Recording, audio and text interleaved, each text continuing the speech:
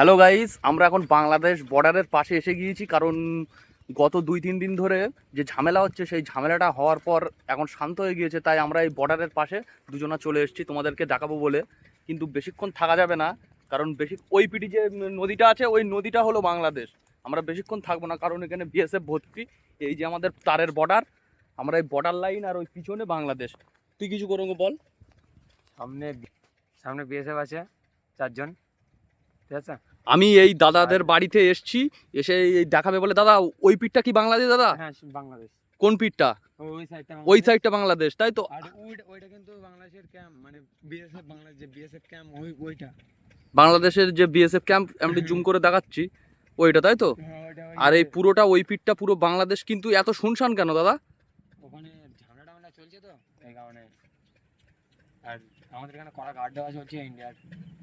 যদি কোনো মানে ঘুষপেটে যদি ঢোকার চেষ্টা করে, তখন তার পদক্ষেপ নেওয়া হয়। এই যে হলো বাংলাদেশ বর্ডার, এই বর্ডারের এই যে তার, এই তার বরাবর চলে গিয়েছে, এই তার সোজা চলে গিয়েছে। কিন্তু সেই যে সামনে গাছ, ওই গাছের ওই পিঠে বিএসএফরা সব বসে আছে।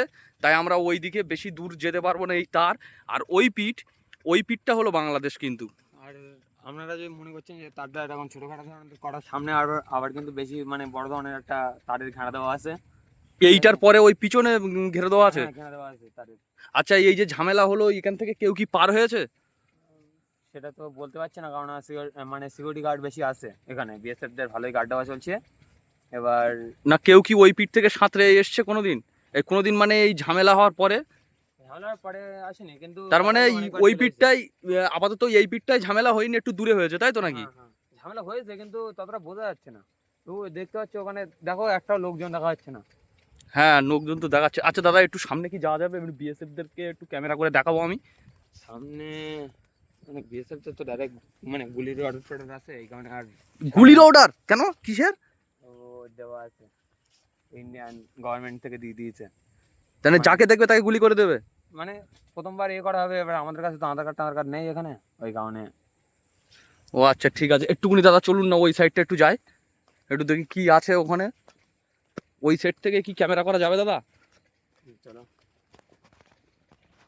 দাদা, পালান পালান। না, কি পালান পালান কি বলছেন তুমি? পালান। বিএসএফ রা হাঁক দিয়ে কোথা থেকে হাঁক? আরে এদিক থেকে পালান।